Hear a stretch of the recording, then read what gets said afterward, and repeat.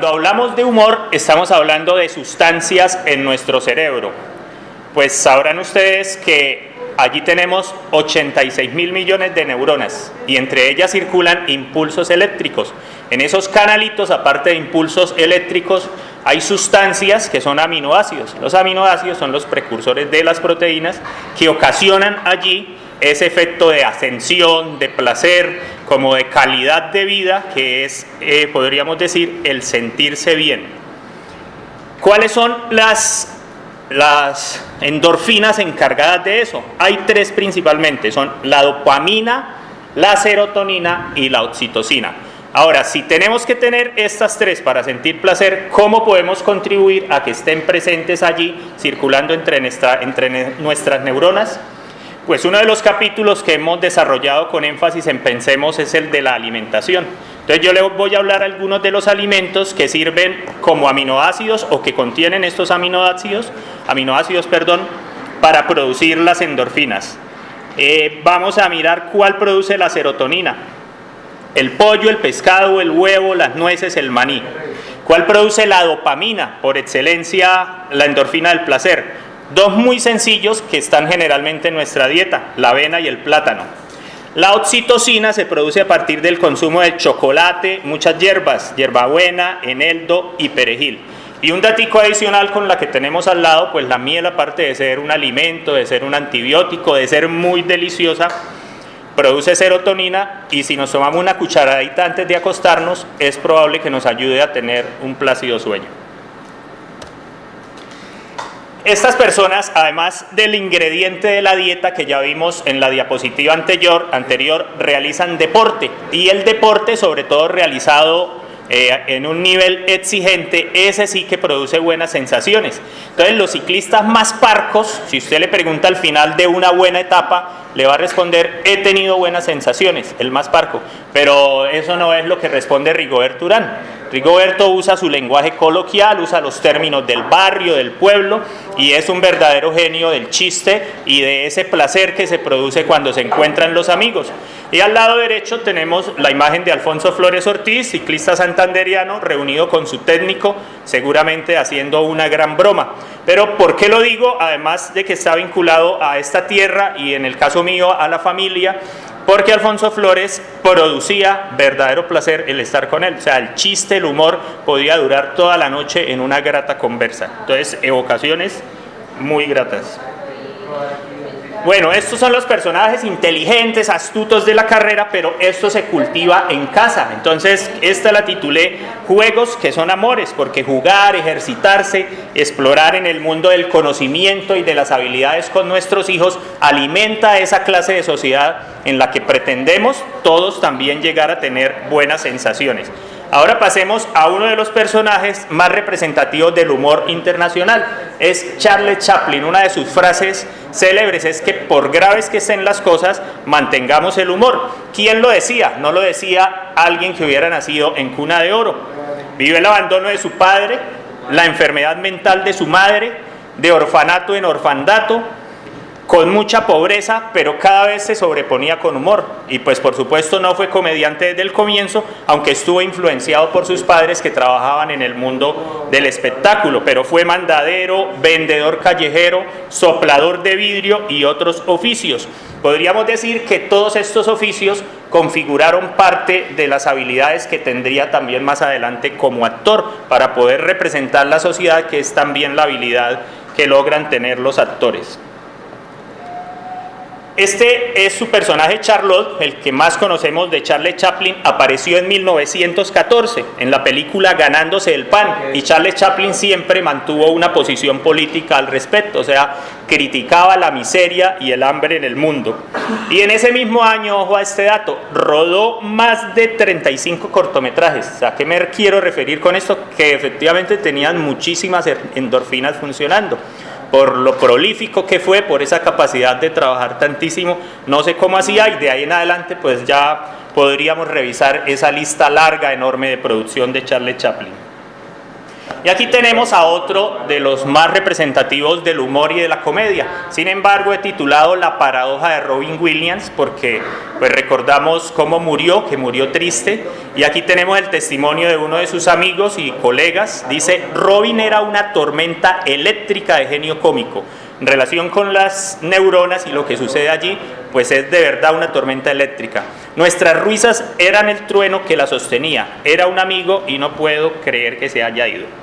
Recordemos algunos de sus personajes: Andrew en El hombre bicentenario, Peter Pan Hawk en Peter Pan, una versión distinta, y actuando como hombre y mujer en Papá por siempre. Hubiéramos querido todos tenerlo mucho más con nosotros, pero miren lo que le sucedía después del escenario. Dice: solía pensar que la peor cosa en la vida era terminar solo. No lo es. Lo peor de la vida es terminar con alguien que te hace sentir solo. Y eso de decidir con quién estamos es una elección, pero seguramente después de algunas de esas endorfinas, sobre todo las del amor, las del placer, las del sexo, las de la pasión, parece que se acaban, y si no hay otra clase de endorfinas que alimentemos más en la convivencia, es posible que eso acabe ahí y quedemos sintiéndonos absolutamente solos. Pues no lo pudimos ver reír más a Robin Williams. Ya había un precedente histórico en el mundo de la comedia también, es el caso de Garrick, y en el poema de Juan de Dios Pesa, está inspirado en el actor dramaturgo, y tal vez muchos habrán oído ese poema. Él busca que lo ayuden a curar su mal de angustia, de dolor, de soledad. Le recomiendan visitar a Garrick y era él mismo quien estaba consultando.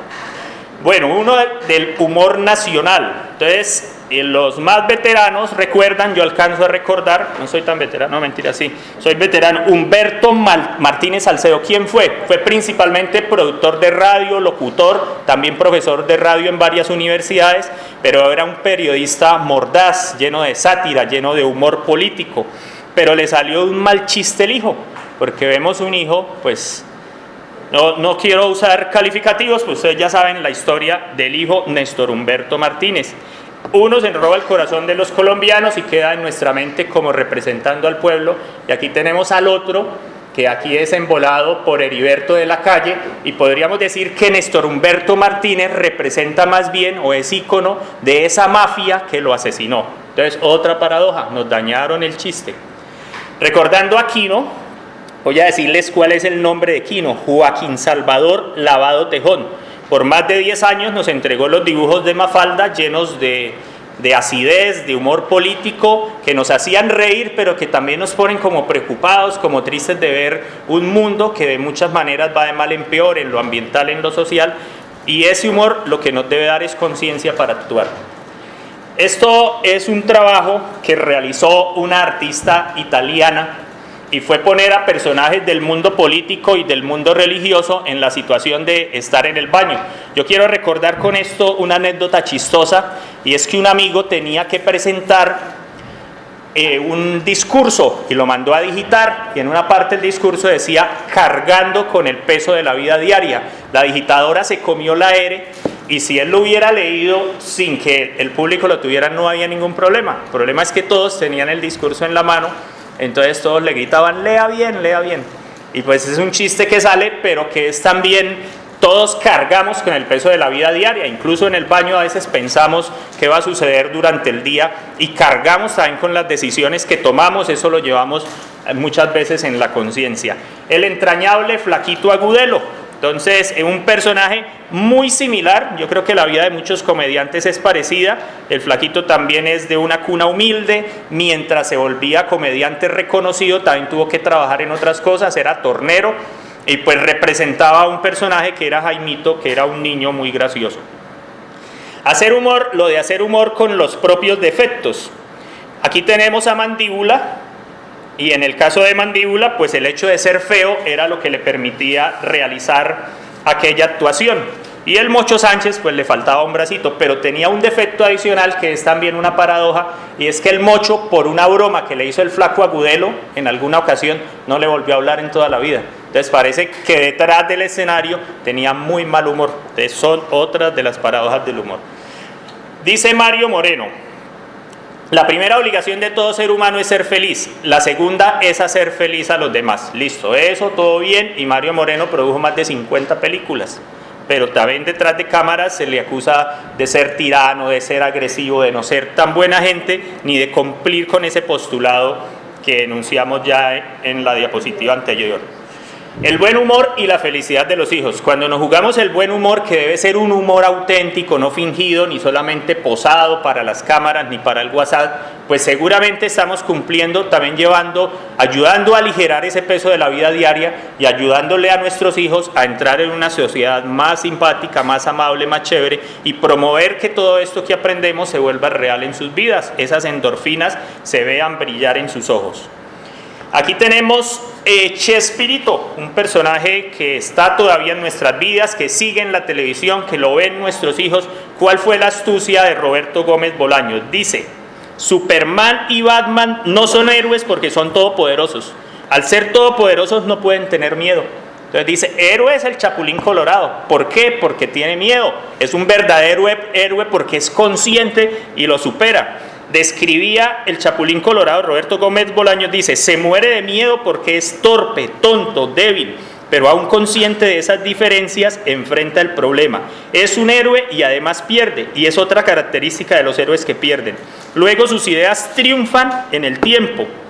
Pero los superhéroes, ¿cuántos de ellos han sido fusilados? Muchos héroes que fueron fusilados fueron los precursores de ideas que hoy están vivas entre nosotros, que nos hacen de algún modo tener un mundo mejor.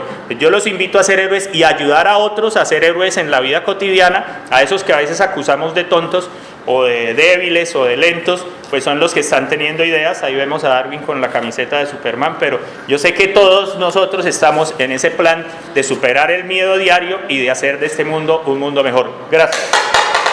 Como 20 minutos. ¿Sí?